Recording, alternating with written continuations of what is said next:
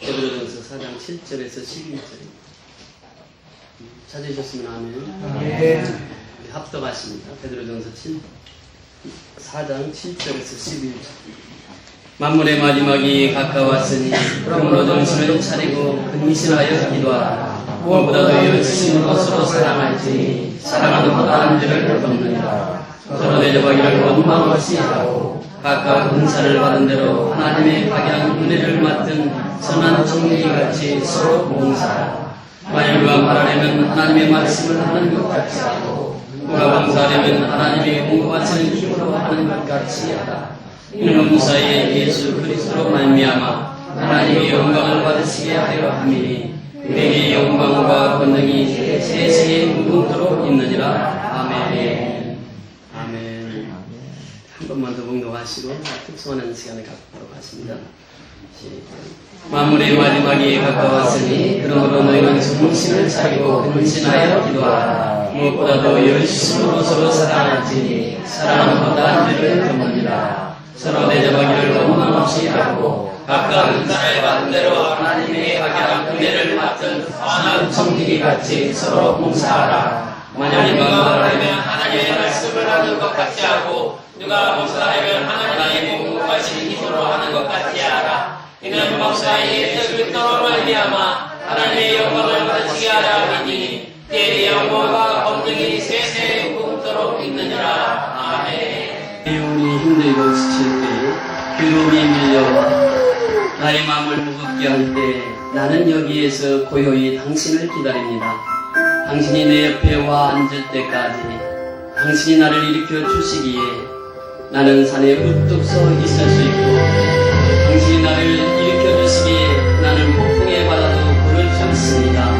당신이 나를 떠받쳐 줄 때 나는 강인해집니다. 당신이 나를 일으켜 주시기에 내가 할 수 있는 일보다 더 큰 일을 할 수 있습니다.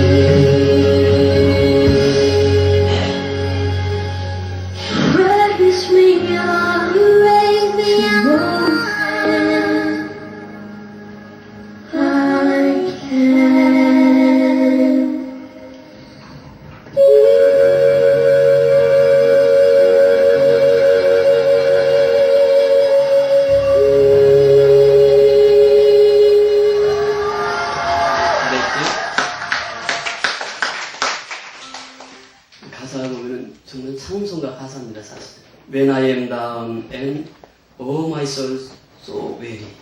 When troubles come and my heart burden be. 내 영혼이 힘들고 지칠 때, 괴로움이 밀려와 나의 마음을 무겁게 할 때, When I am still and wait here in the silence. 나는 여기에서 고요히 당신을 기다립니다. Until you come and sit while with me. 당신 내 옆에 와 앉아 있을 때까지. You raise me up. 당신이 나를 일으켜 주시기에. So I can stand on the mountains. 내가 산에 우뚝 서 있을 수 있고. You raise me up. 당신 나를 일으켜 세워 주시기에. To walk on storm sea. To walk on storm sea. 여기서 보면은 당신이 나를 일으켜 주시기에 나는 폭풍의 바다도 건널 수 있습니다. 이렇게 표현하고 있는데 사실은 여기 walk on입니다. 걸을 수 있습니다. 폭풍이를 걸을 수 있습니다. 이런 표현입니다. I am strong. 내가 강해질 수 있습니다. When I am your shoulder. 여기 이제 인터넷에 찾아보니까 나를 떠받쳐 줄 때 나는 강인해집니다. 그랬는데 여기서 보면 직역을 하면 그렇습니다. When I am on your shoulder. 하나님께서 내 어깨 위에 앉아 계실 때에 나는 strong. 나는 강한 사람이 됩니다. 그런 의미입니다. You raise me up. 당신은 나를 일으켜 주시기에 to more than I can be. 나 자신보다도 더 큰 일을 할 수 있습니다. 그런 고백입니다. 근데 이제 그 인터넷에 보면 번역이 조금 다른데 이 성경적인 번역입니다. 이게 보면. 그래서 제가 이거 찬송가를 넣었으면 참 좋겠다. 힘들고 지쳤을 때 이 찬송가는 얼마나 힘을 얻을 수 있습니까? 예수님께서 우리에게 말씀하시잖아요. 요한복음 14장 12절 보니까 내가 진실로 너에게 이르노니 나를 믿는 자는 나의 하는 일을 저도 할 것이요 또한 이보다 더 큰 것도 하리니 이는 내가 아버지께로 갑니다. 예수님이 우리에게 말씀하신 거예요. 떠나시면서 말씀하시기를 너희도 나같이 일을 할 수 있다. 그런데 너희는 나보다도 더 큰 일을 할 수 있다. 이것이 이제 후렴의 가사입니다. 그러니까 이 단어를 보면서 저는 참 많은 은혜를 받았는데 그것이 뭐냐면 to more than I can be. I can be. 나는 할 수 있단 말이죠. 그런데 to more than 이렇게 표현합니다. 나는 할 수 있는데 내가 할 수 있는 것보다도 더 큰 일을 할 수 있습니다. 여러분 우리가 그렇습니다. 이 성도의 삶이 그렇습니다. 요즘에 사람들 만나보면요 참 어렵게 힘들게 사는 분들이 참 많습니다. 그래서 이렇게 사람들께 만나다 보면 그런 것을 참 많이 느낄 수 있는데 참 무거운 짐을 많이 지고 살더라라고 하는 것을 느끼게 됩니다. 어떤 날에는 만나는 이들마다 왜 그리 힘들어하는지 상처로 아파하는지 꽉 막힌 가슴으로 답답해하는지 마치 세상 모든 사람들이 신음하고 있는 것 같을 때가 있습니다. 가정의 짐, 직장의 짐, 특별히 관계에서 오는 어려움이 눌린 이들이 너무나 많은 것을 봅니다. 들어줘야 할 얘기는 많아 보이는데 사실 마주 앉아 대화를 하는 것 같아도 서로 자신의 호소를 하기에 급급한 경우가 많지. 멀쩡해 보여도 들여다보면 인생의 버거운 짐을 지고서 어디 내려놓을 것이 없어 헤매는 이들을 많은 걸 봅니다. 누가 그 짐을 대신 져줄 수 있을까요? 세상 모든 사람들이 예수님 앞에 그 짐을 내려놓았으면 합니다. 역시 우리 믿는 사람들도 그래요. 그런 무거운 짐이 많습니다. 가정의 짐, 또 직장의 짐, 여러 가지 짐이 있는데 그 짐을 누구에게다 맡길 수 있겠느냐라고 하는 것이죠. 오직 예수님은 그 짐을 다 끌어안고 예수님만은 그 짐을 다 받아주실 수 있고 그 짐을 다 해결해 줄 수 있는 분은 오직 예수밖에 없는 줄 믿습니다. 그걸 우리가 안고 있으면 내가 눌려 몸과 마음이 상하고 자칫 다른 사람에게도 또 다른 상처를 주기도 하거든요. 우리에게는 그걸 담을 만한 충분한 그릇이 없고 그 짐을 잠시 받아준들 진정한 쉼을 줄 능력이 없기 때문입니다. 우리가 대신 져줄 수 있는 것이 얼마나 될까요? 없습니다. 그래서 우리가 그 짐을 예수님 앞에 지고 나가자고 하는 것이죠. 남의 집은 작은 것 하나도 무겁게 마련인 것인데 예수님께 내려놓으세요. 그래야 쉼을 얻을 수 있습니다. 오랜 시간 얘기를 해도 예수님은 지치지 않습니다. 사람 대화하다 보면요. 저도 오랜 시간 대화하다 보면 졸기도 하고 자기도 하고 예수님 오랜 시간 얘기해도 졸지도 않으시는군요. 그 짐을 가지고 와서 무거운 짐을 내려놓으면 야, 너 그 무거운 짐 내가 다 못 지겠다. 이렇게 하시는 분이 아니에요. 어떤 무거운 짐도 예수님은 다 받아들이십니다. 다 받아들이시는 분이에요. 그러면서 아무리 오랜 시간을 얘기해도 그는 지치지 않으시고 너무 많은 짐이라 거절도 아니하시고 아무 때나 두드려도 문을 열어주시는 분이 바로 예수님이십니다. 그래서 우리가 이 교회는 항상 열려있어요. 우리가 24시간 교회 문을 열어놓고 예배를 드리고 있는데 그것이 축복입니다. 예수님 앞에 나가는 길은 항상 열려있는 문이라고 하는 것입니다. 우리가 예수님에게 기도하면 우리를 위로해 주시고 예수님에게 호소하면 우리의 길을 보여주시고 우리의 생각보다도 큰 답으로 우리를 인도해 주시고 또 이제 우리를 구하시기도 하고 피하기도 하시고 감당하기도 하시는 만큼 그에게는 지혜와 능력이 풍성하거든요. 내 마음의 짐을 예수님 앞에 내려놓으면 다른 사람의 아픔이 보이고 그 말이 들리기 시작합니다. 하지만 그걸 내가 보관하고 있지는 않는지요. 내 그릇은 너무 작고 약하기에 곧 예수님 앞에 나가 내려놓지. 그가 담당해 주시기를 구하고 나는 다시 가벼워집니다. 그것이 내가 사는 방법이고 남을 사랑하는 방법이죠. 우리 예수님 앞에 짐을 다 내려놓고 오늘도 평안한 가운데서 예배로 승리하는 저와 여러분이 될 수 있도록 주의 이름으로 축원을 드립니다. 예수님 말씀하시기를 수고하고 무거운 짐진 자들아 다 내게로 오라. 내가 너희를 쉬게 하리라. 나는 마음이 온유하고 겸손하니 나의 멍에를 메고 내게 배우라. 너희 마음이 쉼을 얻으리니 이는 내 멍에는 쉽고 내 짐은 가벼움이라 하시니라. 모든 무거운 짐을 다 예수님 앞에 내려놓고 내가 누구인가를 확인하는 복된 시간 되시기를 주의 이름으로 축원을 드립니다. 구약에 보면 이렇게 말씀하십니다. 이스라엘이 너는 행복한 사람이로다. 여호와의 구원을 너같이 얻은 자 누구냐? 그는 너를 돕는 방패시요 내 영광의 칼이로다. 내 대적이 내게 복종하려니 내가 그들의 높은 곳을 밟으리로다 말씀하십니다. 이스라엘이 누구입니까? 택한 바는 되었습니다. 오늘 영적인 이스라엘이 누구입니까? 우리입니다. 우리는 행복한 자입니다. 하나님께서 이미 그것을 선포하고 있는 거예요. 나는 행복자입니다. 우리 옆 사람하고 인사하시면 나는 행복합니다. 나는 행복자입니다. 행복한 사람은 행복한 말을 하고 살아야 돼요.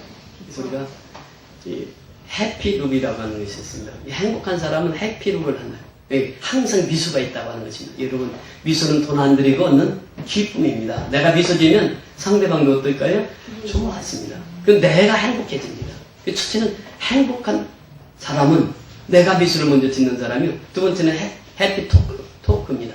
아름다운 행복한 언어를 사용하는 사람이에요. 또 이 해피 콜입니다.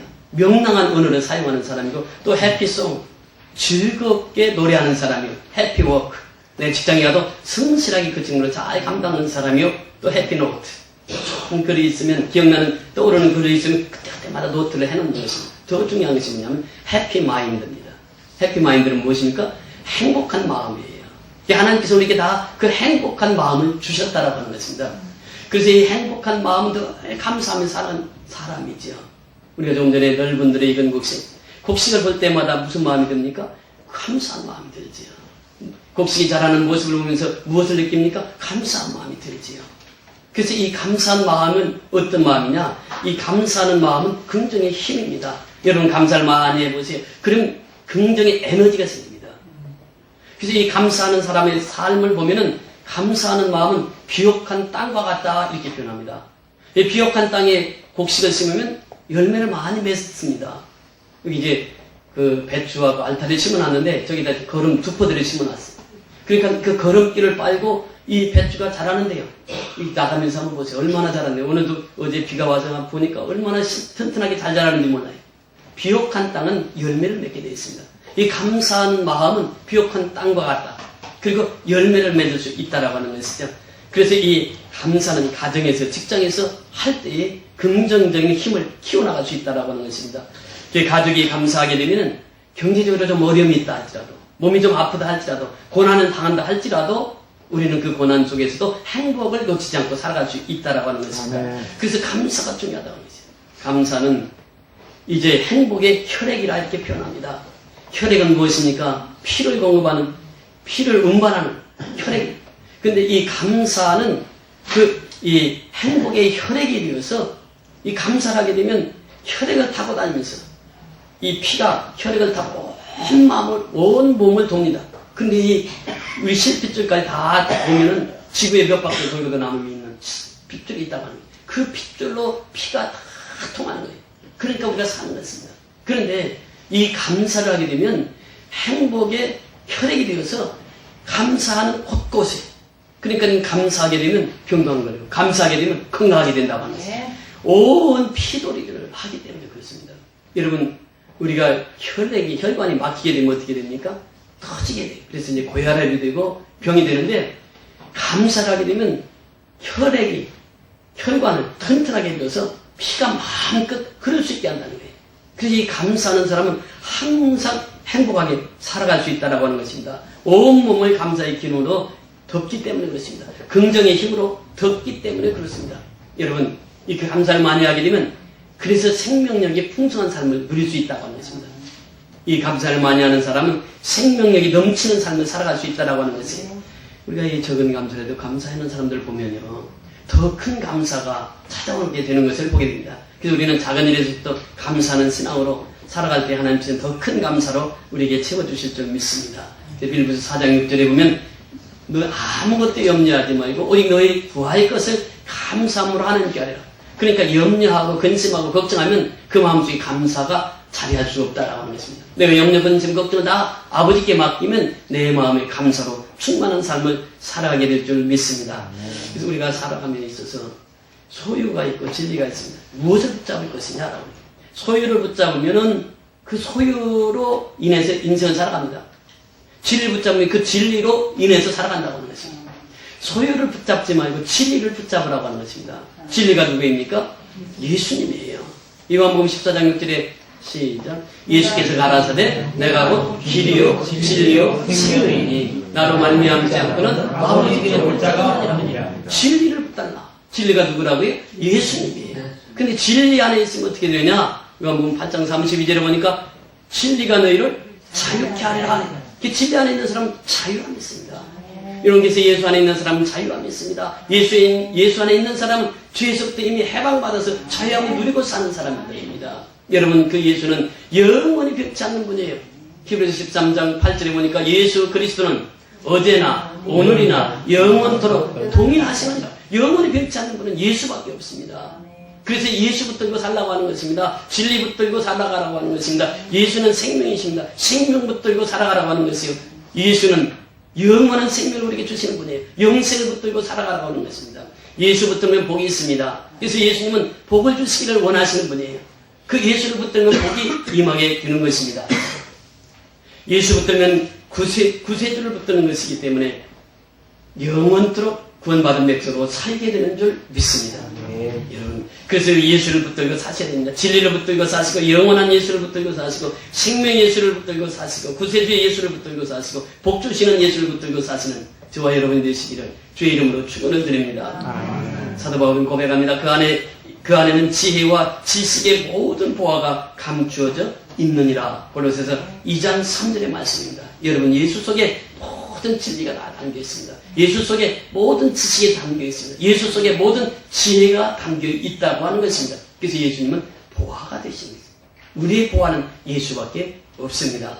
예수님께서 오늘 본문에 말씀하십니다. 만물의 마지막이 가까웠습니다. 만물의 마지막, 여기서 보면 텔레스 이런 표현을 씁니다. 이 텔레스라고 하는 표현은 끝이다, 종말이다, 그런 의미가 있습니다. 예수님이 재림한 그 시기가 가까웠다 이렇게 표현합니다. 가까웠다 이 말은 앵기저라고 하는 말인데 아주 가까이 왔다 그런 표현입니다. 여러분, 지금 우리가 사는 시대가 어떤 시대입니까? 사람들이 얘기합니다. 마지막 때가 가까웠다 이렇게 얘기를 합니다. 그렇습니다. 우리는 이 마지막 때를 어떻게 알 수 있습니까? 성경을 통해서 알 수 있습니다. 마태복음 24장, 마태복음 25장에 보면 마지막 때의 징조들을 우리에게 말씀해 주고 있습니다. 그 징조들이 나타나고 있다고 하는 것이죠. 그 마지막을 알고 사는 사람은 어떻게 살아가느냐? 내일을 준비하면서 살아갑니다. 스피노자는 그런 얘기를 했습니다. 내일의 지구의 종말이 온다 할지라도 오늘 나는 사과나무로 한 그루 심겠다. 한 그루 사과나무를 심는 사람이 왜? 내일이 있는 사람은 오늘 충실히 삽니다. 내일이 없는 사람은 내일을 준비하지 않습니다. 오늘은 그냥 적당히 살아갑니다. 그래서 이 내일이 있는 사람은 오늘의 최선을 다하고 살아갑니다. 여러분, 이 생명이라고 하는 것이 무엇입니까? 영생이라고 하는 것이 무엇입니까? 내일이 있는 사람이 생명이 있는 것이고 내일이 있는 사람이 영원한 생명을 누리고 산다고 하는 것입니다. 그래서 내일이 있는 사람은 매 순간을 최선을 다해서 살아가는 사람입니다. 사람이요. 베르나드 베르베르라고 하는 사람이 웃음이라는 책 속에 이런 글을 소개하고 있습니다. 2살 때에 똥오줌 가리는 것이 자랑거리였다. 3살 때 이가 나오는 것이 자랑거리였다. 12살 때 친구 있는 것이 자랑거리였다. 18살 때 자동차 운전하는 것이 자랑거리였다. 20세 사랑하는 사람이 있어서 자랑거리가 됐다. 35세 돈이 있어서 자랑거리가 됐다. 근데 50세부터 보면 인생이 반대, 이게 거꾸로 됩니다. 50세가 되면 돈이 있는 걸 자랑스러워했다. 60세가 되면 사랑하는 사람이 있는 것을 자랑스러워했다. 70세가 되면 자동차, 70이 됐는데도 자동차 운전하고 다닐 수 있어서 자랑스러워했다. 75세가 되면 친구가 남아있다고 하는 것이 자랑스럽다. 80세가 되면 이가 아직도 남아있는 것이 자랑스럽다. 85세가 되면 똥 오줌을 가릴 수 있는 것이 자랑스럽다네. 그제 90세 되신 권사님 신방에 왔어요. 목사님, 저 똥 오줌을 못 가려서 아직도 힘들게 살아가고 있습니다. 여러분, 80세, 85세 돼서 똥 오줌만 가려도 그것이 자랑이라. 거의 똥 오줌 가리기가 힘듭니다. 그래서 기죽을 자는 거예요. 그래서 인생이 그렇게 갑니다. 이것이 바로 인생인데, 그 인생 속에서 진리를 붙든 사람은 그 생명의 세계에서 살아가기 때문에 우리에게 소망이 있어요. 마지막에 가까운 이 시대에 우리가 어떻게 살아가야 될 것인가, 이것을 우리에게 말씀해 주고 있습니다. 오늘 보면 7절에 보면 마무리의 마지막에 가까웠으니 그러므로 너희는 정신을 차리고 근신하여 기도하라. 너희는 정신을 차리라. 정신 차리라, 이 말은 무슨 말입니까? 보존하다, 지키다, 건강한 마음. 또 이 정신을 차리라, 이 말은 셀프 컨트롤, 이렇게 표현합니다. 자기 몸을 통제할 수 있는 사람. 근신하다, 이 말은 무슨 말이냐? 술 취하지 않다, 이런 뜻이 있습니다. 근신하다. 그러면서 근실한 마음을 지키다, 침착하다, 냉정하다, 정신을 맑게 하다. 그 정신을 차리고 근신하여 뭐하라고요? 기도하라고 말씀하십니다. 여러분, 기독교를 또 무슨 표현으로 합니까? 주보에 있는 대로 기독교를 기도교라 이렇게 표현합니다. 기도교. 그러니까 기독교는 기도교입니다. 기도하는 교다. 그러니까 기도가 얼마큼 중요한가를 우리에게 말씀하십니다. 여러분, 시편 81편에 보면 그렇게 말씀하십니다. 하나님께서 내가 너를 애굽에서 구원해냈으니 너는 내 입을 크게 열라. 그럼 내가 채우리라, 이렇게 말씀하십니다. 그 한 구절을 통해서 우리에게 주시고자 하는 메시지가 있습니다. 여러분, 우리를 구원하신 주를 찬양하고 살아가는 것이 우리 그리스도인의 삶입니다. 날마다 나가 구원받은 그 기쁨을 누리며 살아가는 것이 그리스도인의 삶입니다. 그래서 81편 1절부터 3절까지 보면은 하나님을 찬양하는데 어떻게 찬양하느냐? 속옷지며 또 청수와 각종 악기로 하나님을 찬양했다, 이렇게 표현합니다. 그러면서 더 나아가서 구원하신 나를 하나님을 찬양하는 그 모습 속에서 살아가는 것이 구원받은 자의 삶입니다. 그런데 내 입을 넓게 열라. 무슨 말입니까? 하나님 앞에 크게 구하라 라고 하는 것입니다. 구할 때에 크게 구하라. 그래 반드시 하나님께서 채우시겠다라고 하는 말씀입니다. 여러분, 우리가 지금 오늘 필리핀에 떠납니다. 우리가 식구가 많지 않지만 필리핀의 그 교회들을 그렇게 많이 세울 수 있었던 것은 무엇입니까? 우리 입을 크게 열었다고 하는 것입니다. 하나님이 채워주셨습니다. 그래서 필리핀의 30교회 이상을 채울 수 있었던 것은 하나님이 하신 일입니다. 우리 입을 크게 열면 하나님께서는 채우시는 분이에요. 보세요. 구약에서부터 보십시다. 다니엘이 어땠습니까? 다니엘이 하나님 앞에 크게 입을 열었습니다. 그때에 그들은 의인이 지킨 어명을 가지고 와서 얘기합니다. 누구든지 한 달 동안 다른 신에게는 기도하지 말고 절하지 말라. 오직 그 신상에게만 절하라고 하는 그 어명을 받고 다니엘이 기도합니다. 예루살렘의 열린城을 향해서 하루에 3번씩 전에 행하던 대로 3번씩 기도합니다. 그때 다니엘은 잡혀서 사자굴에 던져질 수밖에 없었습니다. 사자굴에 던져졌을 때 어떤 역사가 일어났습니까? 사자 입을 봉해서 다니엘이 그 사자굴에서 그대로 건짐을 받습니다. 그리고 다리오 왕이 얘기합니다. 이 사자굴에 다니엘을 넣은 군인들을 데리고 오너라. 그 군인들을 데리고 옵니다. 그들을 사자굴에 던져라. 그러니까 그들이 사자굴에 던져졌을 때 그들의 몸이 땅에 닿기도 전에 사자가 다 우두우두 씹어서 먹었습니다. 그 사자가 죽은 사자가 아니라고 하는 것입니다. 그 사자가 잠자는 사자가 아니라고 하는 것입니다. 실제 그 사자가 있었는데 다니엘을 하나님께서 그 사자굴에서 건져내십니다. 기도의 능력입니다. 이런 입을 크게 열면 하나님께서 그런 역사를 행하시는 것을 우리가 생활 속에 느끼고 살 수 있다는 것입니다. 다니엘의 제 친구는 어떻습니까? 풀무불에 던져졌습니다. 평소보다 7배나 뜨거운 풀무불에 던졌습니다. 그런데 그 풀무불에 던져졌던 새 친구는 어땠습니까? 머리 하나 거스르지 않고 옷 하나 거스르지 않고 그대로 살아나옵니다.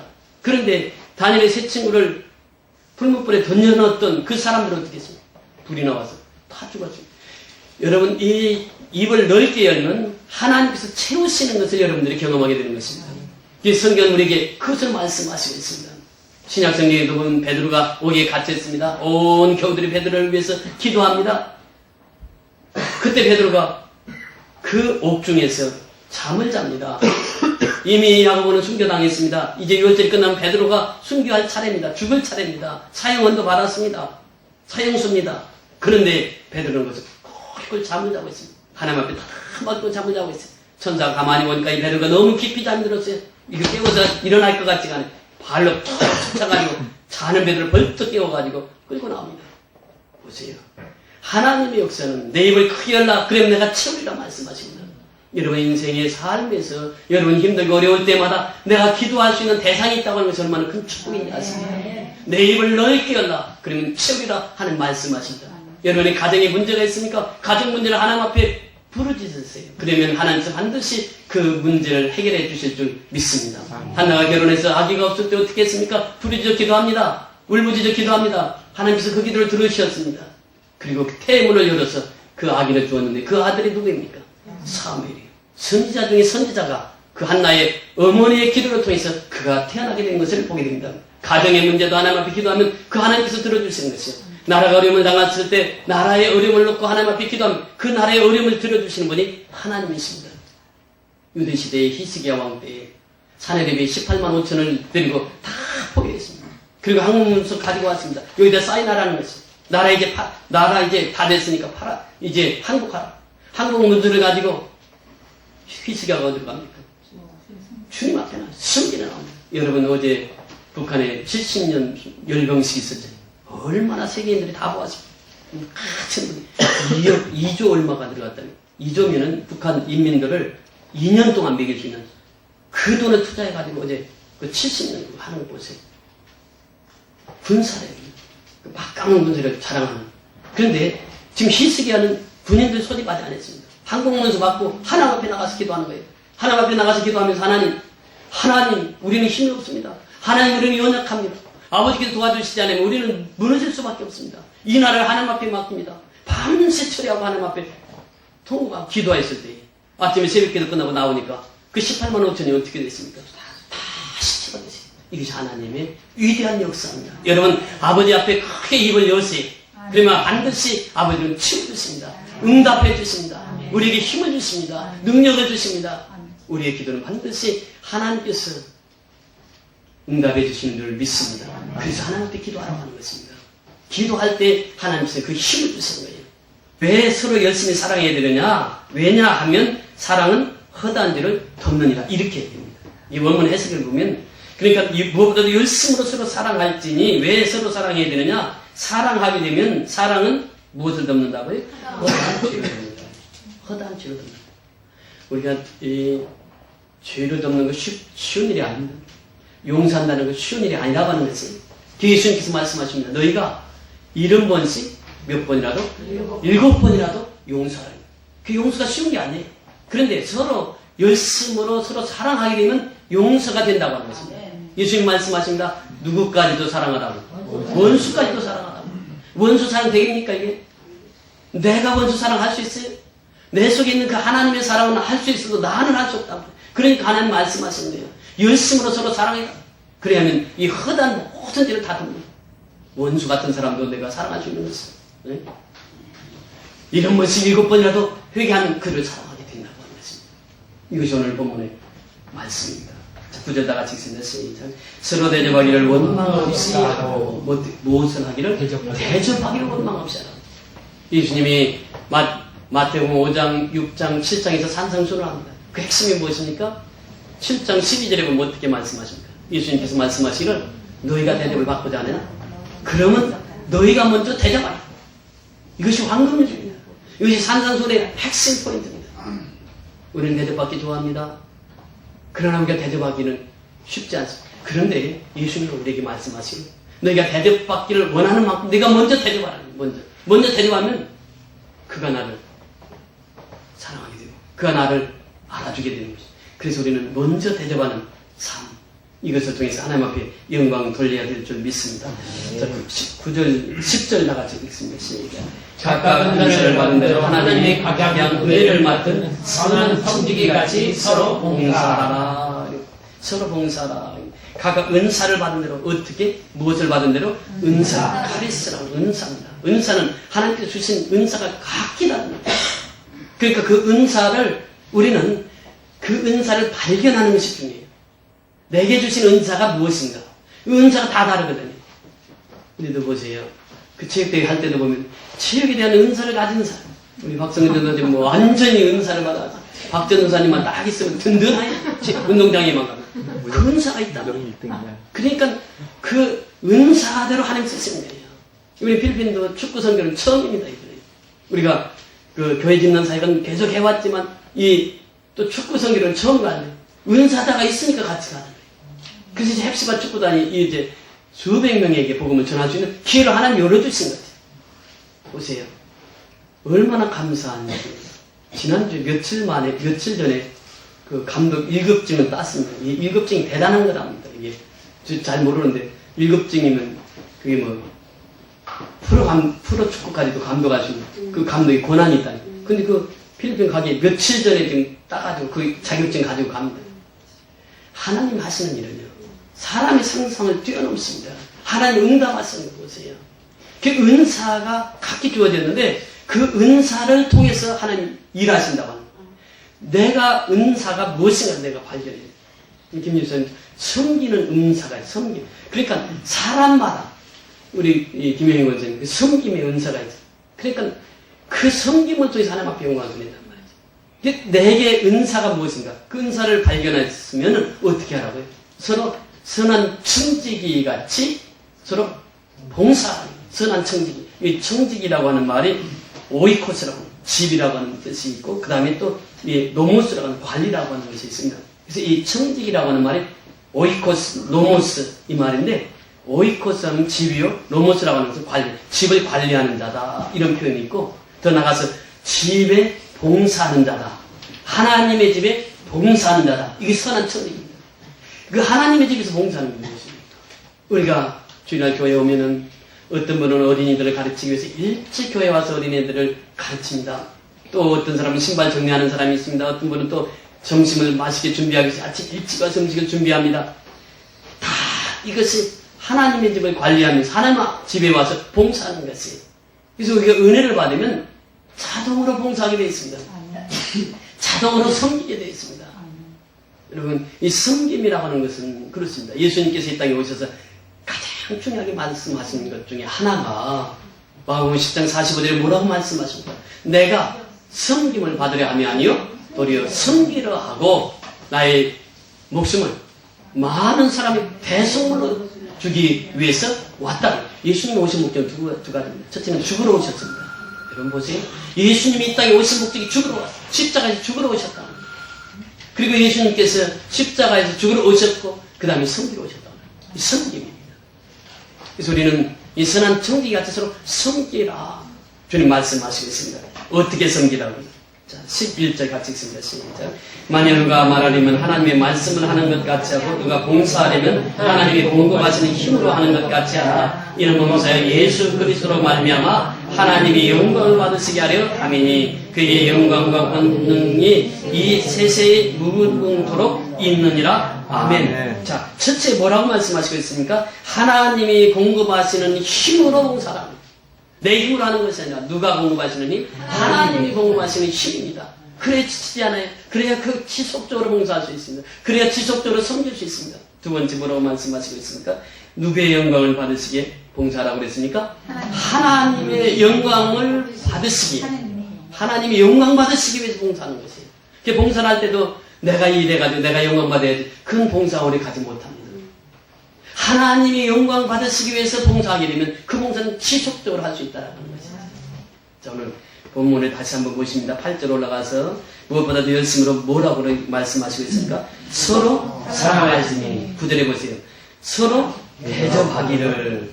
또 10절 마지막 절에 보면 선한 청지기 같이 서로 봉사하라. 무슨 말씀입니까? 서로 사랑할지니라, 서로 대접하라, 서로 봉사하라. 이 말씀입니다. 서로 사랑하고 서로 대접하고 서로 봉사. 무슨 말이에요? 서로 하라. 서로. 이것이 결론입니다. 자, 여기서 말씀하신 서로 사랑하며 서로 대접하고 서로 봉사라고 하는 말은 무엇을 말하고 있습니까? 서로 우애하고 존경하기를 서로 먼저 하라. 로마서 12장 10절에 보면 그렇게 말씀하십니다. 오직 사랑으로 서로 종노릇 하라. 갈라디아서 5장 13절에 보면 그렇게 말씀하십니다. 서로 용납하며 피차 용서하되 골로새서 3장 13절 서로 돌아보아 사랑과 선행으로 격려하며 히브리서 10장 24절 너희 죄를 서로 구하며 병나기를 위하여 서로 기도하라. 서로 사랑과 섬김은 서로 하는 것입니다. 여러분 교회도 역시 마찬가지예요. 교회 섬김은 누가 합니까? 서로 하는 거예요. 서로 한 사람한테 조용히 하는 거예요. 같이 서로 사랑하고 서로 봉사하고 서로 대접하고 서로 헌신하는 교회가 될 때 우리는 든든하게 세워져가는 아름다운 역사를 보게 될 줄 믿습니다. 오늘 본문을 통해서 우리에게 말씀해 주시고 있습니다. 마지막 때가 가까웠습니다. 우리가 마지막 때가 되면 정말 우리는 정신을 차리고 근신하여 기도해야 됩니다. 두 번째는 열심으로 서로 사랑해야 된다고 하는 것입니다. 왜냐하면 허다한 죄를 덮기 때문에 그렇습니다. 우리가 선교는 무엇입니까? 열심으로 사랑하는 것입니다. 현재 가면 다 죽어오는 거죠. 그렇지 않습니까? 우리가 1년 올해 세 번째 지금 필리핀에 가게 되는데 가면 다 죽어오는 거예요. 열심으로 사랑한다고 하는 것은 무엇입니까? 내가 주는 것입니다. 남에게. 그래야 할 때 기쁨이 누구에게 찾아옵니까? 우리에게 찾아오는 것이에요. 우리는 정말 지금까지 하나님의 기쁨을 위해서 살아왔습니다. 선교하며 살아왔습니다. 열심으로 선교했습니다. 이것이 뭐냐? 하나님이 기뻐하시는 일이기 때문에 그렇습니다. 지금 우리가 이번 어려운 상황 속에서도 필리핀을 가게 됩니다. 여러분들 기도해 주셔야 됩니다. 오늘 저녁에 10시 35분에 세부 공항에 도착합니다. 도착하면 이제 숙소에 들어가면 아마 새벽 한 2시 정도 도착하게 됩니다. 아침 한 7시 정도 일어나야 돼요. 일어나서 아침 식사 간단히 하고 타클로반에 3시간 배를 타고 갑니다. 또 2시간 또 버스를 타고 갑니다. 그럼 내일 아침 지금 이제 출국해서 여기 5시 반에 여기서 모여서 가면 내일 아침 내일 점심 한 12시 1시까지는 계속 이동입니다.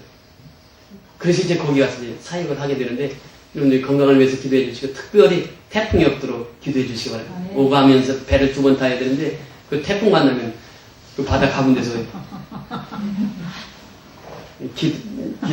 날씨 위해서 기도해 주시면 제가 이 부탁하는 것은 좀 전번에 가서 태풍을 만났기 때문에 제가 만나서 경험을 해봤기 때문에 합니다. 그 권사님 또 뱃모님이라 한다는데 정말 건강하게 잘 다녀올 수 있도록 기도해 주시고 이것이 바로 열심히 서로 사랑하면서 사는 것입니다. 마지막 결론이 선한 천기같이 서로 봉사하며 살아갈 때 우리 또 교회가 주님께서 든든히 붙들어 주셔서 승리하는 교회로 인도해 주실 줄 믿습니다.